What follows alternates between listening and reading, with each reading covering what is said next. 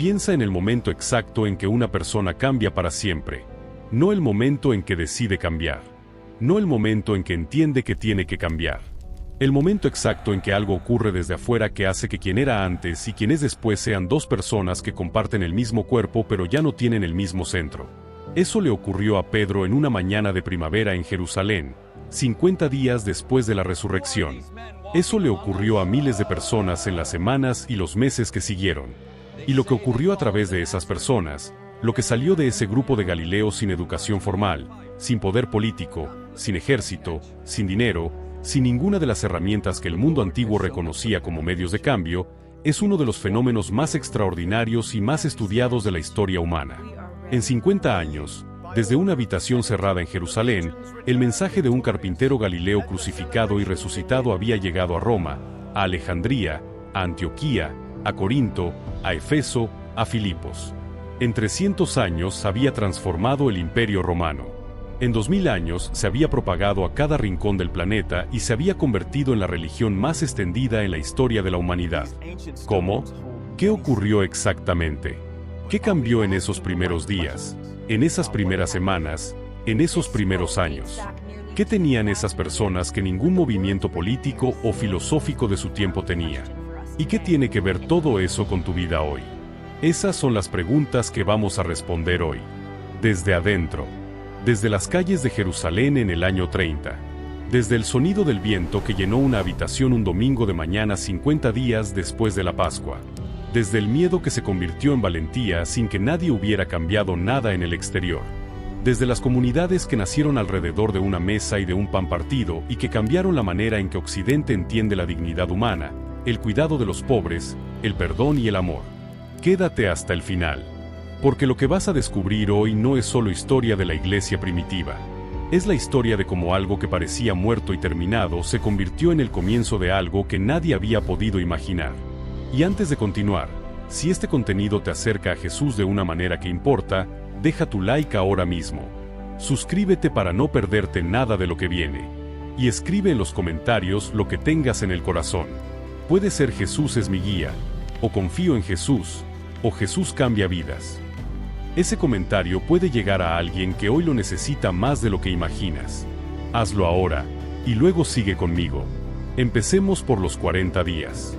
Después de la resurrección y antes de la ascensión, el libro de los Hechos registra que Jesús se presentó vivo después de su pasión con muchas pruebas indubitables, apareciéndoles durante 40 días y hablándoles acerca del reino de Dios. 40 días. Un periodo que en el pensamiento bíblico judío tiene una resonancia específica. Los 40 años en el desierto, los 40 días de Moisés en el monte, los 40 días de Elías en el camino al Horeb, los 40 días de Jesús en el desierto antes de comenzar su ministerio. El número no es arbitrario. Señala un periodo de preparación, de formación, de transición entre lo que era y lo que va a ser. ¿Qué hizo Jesús durante esos 40 días? El libro de los Hechos dice que habló con sus discípulos acerca del reino de Dios. La misma frase que había sido el centro de toda su enseñanza durante los 3 años anteriores. El reino de Dios no era un concepto estático que se explicaba una vez y quedaba fijado para siempre. Era una realidad dinámica que se abría gradualmente a la comprensión, que requería ser vista desde ángulos diferentes para ser entendida en su plenitud. Y ahora, desde el otro lado de la crucifixión y de la resurrección, ese mismo tema tenía una profundidad nueva que ninguna enseñanza antes de la cruz podía haber transmitido completamente. Porque el reino de Dios que Jesús había anunciado no era el reino político que los discípulos esperaban. No era la restauración de la monarquía davídica que liberara a Israel del yugo romano.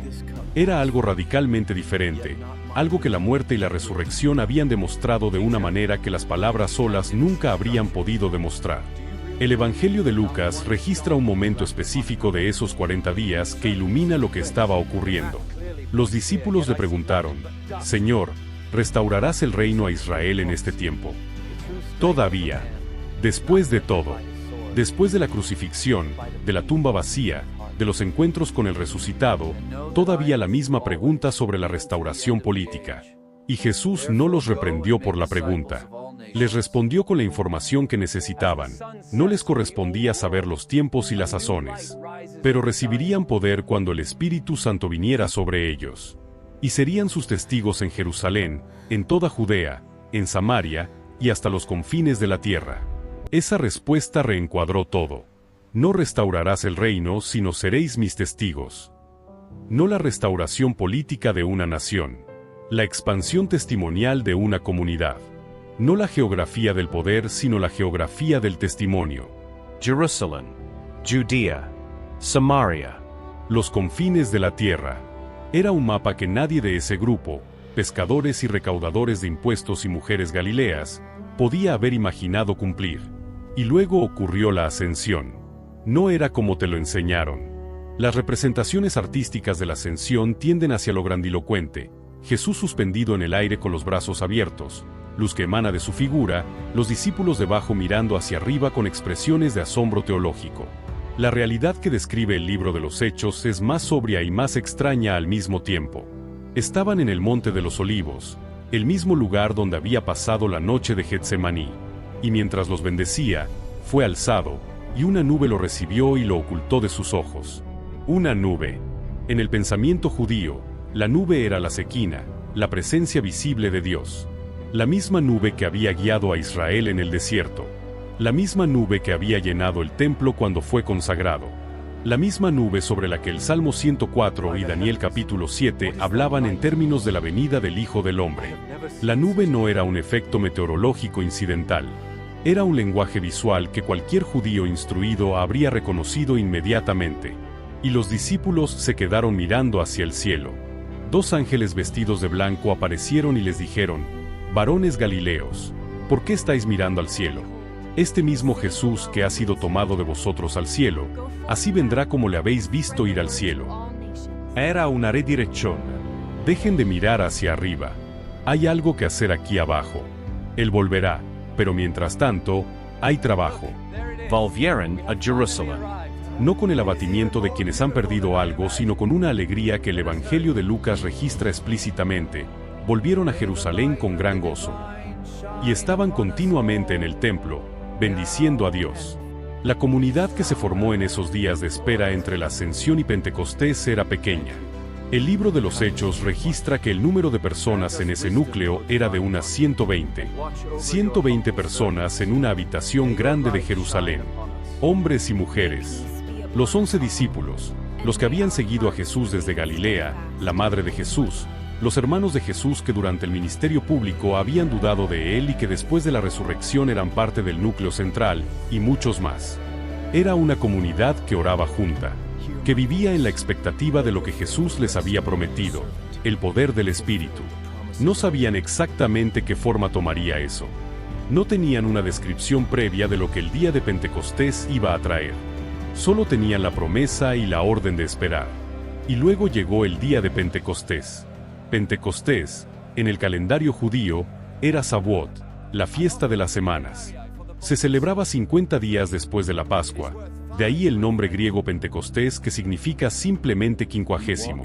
Era una de las 3 fiestas de peregrinación que requerían presencia en Jerusalén, y la ciudad estaba de nuevo llena de peregrinos de toda la diáspora, de Partía, de Media, de Elam, de Mesopotamia, de Capadocia, del Ponto, de Asia, de Frigia, de Panfilia, de Egipto, de Libia, de Roma, de Creta, de Arabia. El libro de los Hechos lista 17 regiones de procedencia de los que estaban en Jerusalén ese día. Era una mañana de principios de junio. El calor de verano en Jerusalén ya estaba establecido. Las calles de la ciudad eran un hervidero de lenguas diferentes, de vestimentas diferentes, de acentos diferentes. El templo estaba en plena actividad litúrgica, con los sacrificios de primicias que eran parte de la celebración de Shavuot. Y en alguna habitación de la ciudad, los 120 estaban reunidos. Fue como un viento impetuoso. El texto del libro de los Hechos usa la palabra griega pnó, que puede significar tanto viento como aliento, con toda la resonancia teológica de ese término en las escrituras hebreas. El aliento de Dios que en Génesis se movía sobre las aguas. El aliento que Dios sopló en las fosas nasales de Adán para hacerlo un ser viviente. El aliento que el profeta Ezequiel vio venir de los 4 vientos para hacer vivir los huesos secos.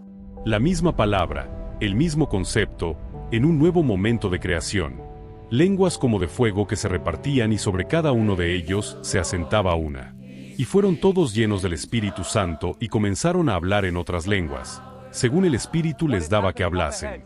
El ruido que este evento produjo fue suficiente para atraer a la multitud. El libro de los Hechos dice que se juntó la multitud y estaba confusa, porque cada uno les oía hablar en su propia lengua. Partos escuchando en parto, medos en medo, elamitas en elamita, egipcios en egipcio, los que hablaban latín escuchando en latín, griegos en griego. Y en medio de la confusión, la misma pregunta asombrada: ¿no son galileos todos estos que hablan? ¿Cómo, pues, les oímos nosotros hablar cada uno en nuestra lengua en la que hemos nacido? El milagro de Pentecostés no era solo lingüístico, era el milagro de la comprensión. En el mundo antiguo, con sus cientos de lenguas y dialectos, con sus barreras culturales y geográficas, con el griego koiné como lengua franca del comercio pero sin alcanzar a todas las comunidades periféricas, la comunicación real, la comunicación que llega al corazón en el idioma en que uno creció y soñó y lloró, era el privilegio de los que compartían la misma lengua materna. Y ahora, en un patio de Jerusalén, 120 galileos hablaban de las maravillas de Dios en el idioma de cada uno de los que escuchaban. Algunos se burlaron. Están llenos de mosto. Es la reacción del que no puede procesar lo que está viendo dentro de las categorías disponibles y elige la explicación más simple y más descalificadora. Y entonces Pedro se puso en pie. El mismo Pedro que semanas antes, en el patio del sumo sacerdote, había dicho 3 veces con miedo que no conocía a Jesús. El mismo Pedro que había llorado amargamente. El mismo Pedro que había ido a pescar porque no sabía qué más hacer. Ese Pedro se puso en pie delante de miles de personas, en la ciudad donde habían ejecutado a su maestro, ante las mismas autoridades que podían hacer lo mismo con él, y comenzó a hablar. Su discurso en Pentecostés, registrado en el libro de los Hechos capítulos 2 y 3, es uno de los textos más estudiados del mundo antiguo, no por su elaboración retórica, que era sencilla comparada con los estándares de la oratoria greco-romana de la época, sino por su estructura, por el uso que hace de las escrituras hebreas, por la claridad con que presenta el argumento central y por el efecto que produjo. Pedro comenzó por desmentir la acusación del mosto. Era la hora tercia, las 9 de la mañana. Nadie estaba borracho a esa hora. Luego citó al profeta Joel: en los postreros días, dice Dios, derramaré de mi espíritu sobre toda carne, y vuestros hijos y vuestras hijas profetizarán, y vuestros jóvenes verán visiones, y vuestros ancianos soñarán sueños. Y de cierto sobre mis siervos y sobre mis siervas en aquellos días derramaré de mi espíritu. Y luego, con la misma claridad directa que caracterizaría toda su predicación posterior, dijo lo que tenía que decir a una multitud que incluía personas que habían estado en la misma plaza cuando Pilato preguntó a quién querían liberar: a Jesús Nazareno, varón aprobado por Dios entre vosotros con las maravillas, prodigios y señales que Dios hizo entre vosotros por medio de él, como vosotros mismos sabéis, a este, entregado por el determinado consejo y anticipado conocimiento de Dios, prendisteis y matasteis por manos de inicuos, crucificándole, al cual Dios levantó, sueltos los dolores de la muerte, por cuanto era imposible que fuese retenido por ella. Fue públicamente, ante miles de personas, en Jerusalén, en el mismo periodo pascual en que Jesús había sido crucificado, Pedro acusando directamente a sus oyentes de haber participado en la muerte de Jesús. No de manera violenta ni amenazante, con una claridad que era más devastadora que cualquier amenaza porque era simplemente la verdad dicha en voz alta donde la verdad siempre es más poderosa. Y el resultado fue extraordinario. El texto dice que se compungieron de corazón y dijeron a Pedro y a los otros apóstoles: varones hermanos, ¿qué haremos? Era la pregunta de personas que habían sido tocadas en el lugar donde la convicción genuina toca, no el orgullo ni el miedo sino el corazón. Y la respuesta de Pedro fue la misma que había marcado el comienzo del ministerio de Jesús en Galilea y que marcó el de Juan el Bautista en el Jordán: arrepentíos y bautícese cada uno de vosotros en el nombre de Jesucristo para perdón de los pecados, y recibiréis el don del Espíritu Santo. Ese día se añadieron a la comunidad unas 3,000 personas. 3,000 personas. En un día. En Jerusalén. En la ciudad donde Jesús había sido ejecutado semanas antes. 3,000 personas que se sumaron al núcleo de 120 que había comenzado esa mañana. Pero lo que siguió a ese día inicial es, en muchos sentidos, todavía más extraordinario que el día mismo. Porque Pentecostés no fue simplemente un evento de conversión masiva que luego se disolvió en el regreso a la vida normal. Fue el nacimiento de una forma de vida radicalmente nueva que los primeros creyentes vivieron de maneras que desafiaban cada categoría social y económica del mundo antiguo. El libro de los Hechos describe la comunidad que nació esos días en términos que siguen siendo difíciles de procesar completamente, y perseveraban en la doctrina de los apóstoles, en la comunión unos con otros, en el partimiento del pan y en las oraciones. Y sobrevino temor a toda persona, y muchas maravillas y señales eran hechas por los apóstoles. Todos los que habían creído estaban juntos y tenían en común todas las cosas. Y vendían sus propiedades y sus bienes y lo repartían a todos según la necesidad de cada uno. Tenían en común todas las cosas. Vendían sus propiedades y bienes y los repartían. No eran una organización de beneficencia que ayudaba a los pobres desde la distancia cómoda del que da sin desprenderse. Eran una comunidad que había reorganizado radicalmente su relación con la propiedad y el dinero porque algo fundamental había cambiado en su comprensión de quién era el prójimo y qué significaba amarlo. En el mundo del siglo I, donde la brecha entre ricos y pobres era abismal y donde la estructura social estaba rígidamente estratificada, esa forma de vida era tan radical que el texto dice que el Señor añadía cada día a la iglesia los que habían de ser salvos. Las personas que veían esa comunidad desde afuera eran atraídas no solo por las palabras, sino por la realidad visible de lo que esas palabras producían en las vidas de quienes las creían. Las comidas compartidas eran el corazón de la vida comunitaria. El partimiento del pan que menciona el texto es una referencia tanto a las comidas ordinarias compartidas como a lo que la tradición cristiana ha llamado Eucaristía o comunión, el gesto específico que Jesús había instituyeron en la última cena. En el mundo antiguo, comer junto tenía una carga social enorme. Las comidas eran espacios de demarcación. Quien comía con quien era una declaración de igualdad o de jerarquía. Los amos no comían con los esclavos. Los ricos no comían con los pobres. Los judíos no comían con los gentiles. Y en las comunidades que nacían en torno al mensaje de Jesús, judíos y griegos, esclavos y libres, hombres y mujeres, ricos y pobres, compartían la misma mesa. Pablo lo explicitaría más tarde en su carta a los Gálatas. Ya no hay judío ni griego, no hay esclavo ni libre, no hay varón ni mujer, porque todos vosotros sois uno en Cristo Jesús. No era simplemente una declaración teológica. Era la descripción de lo que ocurría en las comidas de esas comunidades.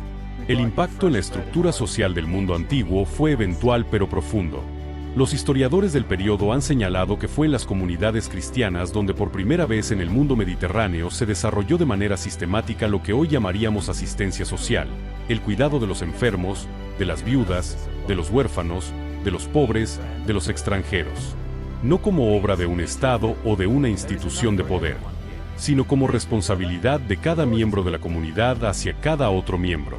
El historiador secular Rodney Stark, en su libro El auge del cristianismo, señala que la propagación del cristianismo en el mundo romano no puede explicarse solo por factores religiosos o teológicos. Hay un factor social determinante. En los momentos de crisis, como las grandes epidemias del siglo II y el siglo III que diezmaron la población del Imperio Romano, las comunidades cristianas cuidaban a sus enfermos mientras el resto de la sociedad los abandonaba. Las tasas de supervivencia en las comunidades que tenían cuidado comunitario eran significativamente más altas. Y los que sobrevivían, y los que veían a sus vecinos sobrevivir gracias al cuidado de los creyentes, se convertían.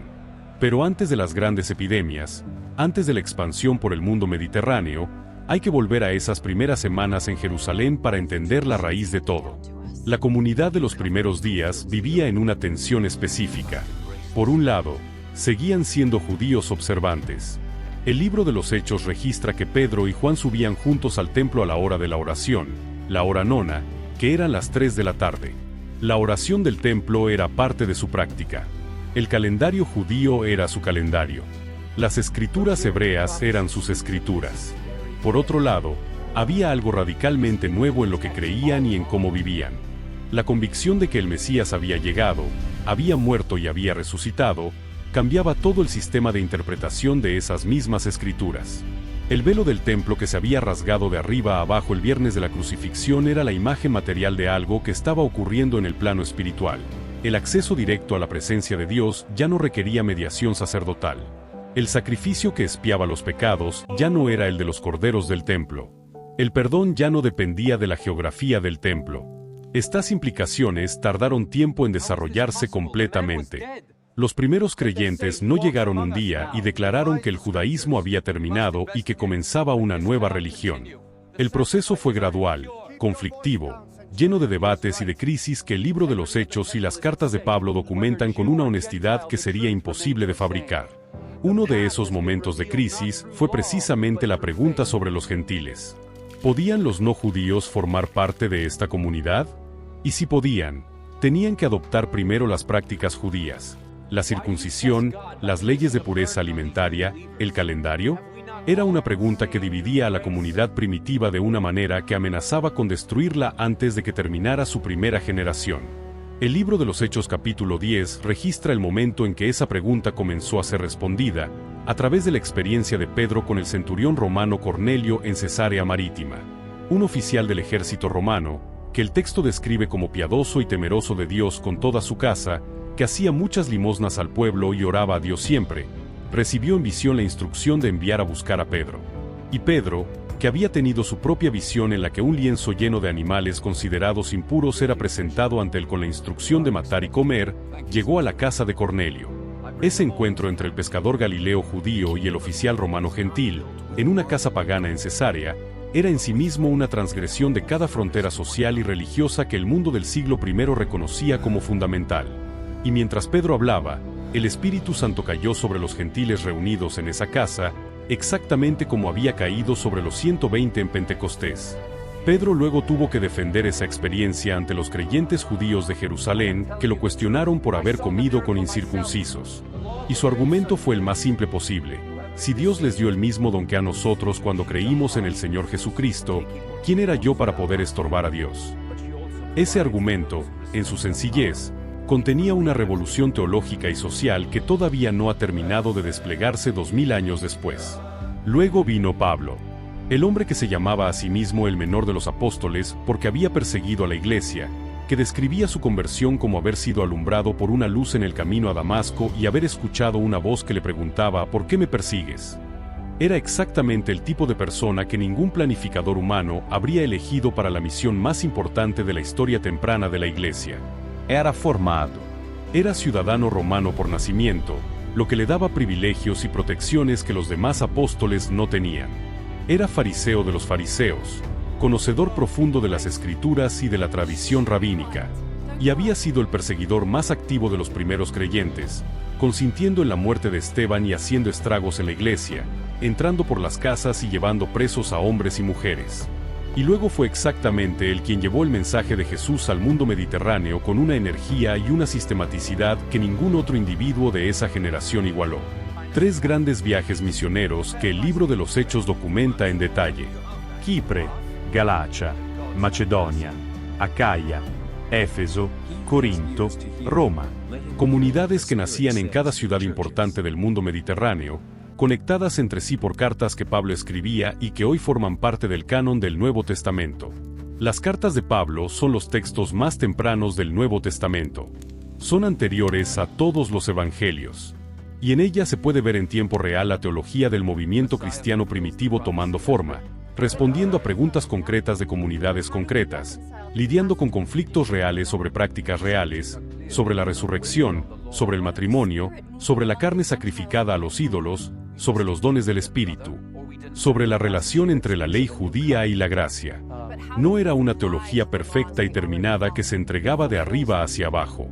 Era una teología que se construía en el movimiento, en el conflicto, en la conversación, en la experiencia de comunidades reales que vivían el mensaje en condiciones a veces extremas. Los primeros creyentes murieron. Esteban fue apedreado. Santiago, el hermano de Juan, fue decapitado por orden de Herodes Agripa. Pablo fue encarcelado múltiples veces, azotado 5 veces con los 39 golpes, apedreado una vez y dado por muerto, naufragó 3 veces. Pedro fue finalmente crucificado en Roma según la tradición más antigua. Santiago, el hermano de Jesús, fue arrojado del pináculo del templo y luego apedreado según el relato de Josefo. Murieron. Pero la comunidad que habían generado no murió con ellos. Se multiplicó, se extendió, se adaptó a nuevas culturas sin perder su núcleo. Se hizo preguntas que los primeros testigos no habían podido hacerse todavía. Produjo teólogos, artistas, músicos, arquitectos, científicos, educadores, cuidadores de enfermos, abolicionistas, defensores de los derechos humanos. No sin contradicciones, no sin sombras. La historia del cristianismo tiene capítulos que ningún seguidor honesto de Jesús puede leer sin vergüenza y sin dolor. La Inquisición, las cruzadas, la complicidad con el esclavismo, el antisemitismo eclesiástico, las guerras de religión, la colusión con el poder colonial. Son parte de la historia, y negarla o minimizarla sería una traición a la honestidad que el mismo Jesús exigía de sus seguidores. Pero también están los hospitales fundados por monjes medievales, las universidades que nacieron en catedrales, los monasterios que preservaron la cultura clásica durante siglos oscuros, las redes clandestinas que protegieron a judíos durante el Holocausto, los líderes de los derechos civiles que encontraron en los evangelios el lenguaje de la dignidad que necesitaban, las comunidades que hoy cuidan a los enfermos de SIDA en África y a los refugiados en los campos de Siria y a los adictos en las ciudades de América Latina. Todo eso tiene una raíz. Una sola raíz. Una mañana de primavera en Galilea, con el sonido del viento y las lenguas de fuego. Un pescador que se puso en pie con las manos todavía temblando del recuerdo de 3 negaciones y que empezó a hablar. Un mensaje que decía que el amor más grande que el mundo había conocido no había sido derrotado por la muerte, sino que había pasado por ella y había salido del otro lado. Y ahora, 2000 años después, ese mensaje ha llegado hasta ti. No a través de ninguna institución, no a través de ninguna estructura de poder. A través de una cadena de personas, cada una de las cuales lo recibió de otra persona, que se remonta en línea directa hasta aquellas 120 personas en una habitación de Jerusalén que esperaban algo que no sabían exactamente cómo sería. ¿Qué haces con esa cadena? ¿La sostienes? ¿La extiendes? ¿La cuestionas? ¿La estudias? ¿La vives? ¿La transmites? La historia que recorrimos hoy no tiene un final. Tiene una continuación. Y esa continuación incluye lo que tú haces hoy, mañana, en la semana que viene, en los años que vienen, con lo que has recibido. La resurrección no fue el final de una historia. Fue el comienzo de la más larga y la más extendida historia de transformación que el mundo haya conocido. Y tú eres parte de ella.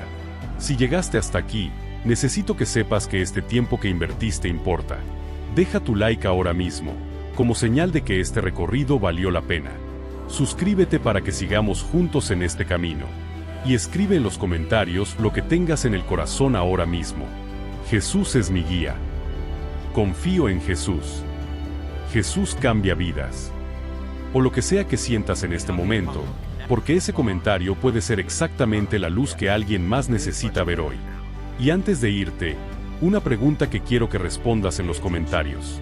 De todo lo que recorrimos hoy, de los 40 días de enseñanza, de Pentecostés, de la comunidad que compartía todo, de Pablo y los viajes misioneros, de los mártires y de todo lo que creció de esa semilla, ¿qué te impactó más?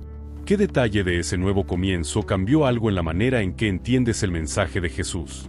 Cuéntanos. Estamos leyendo cada respuesta. Que Dios te bendiga. Y hasta el próximo video.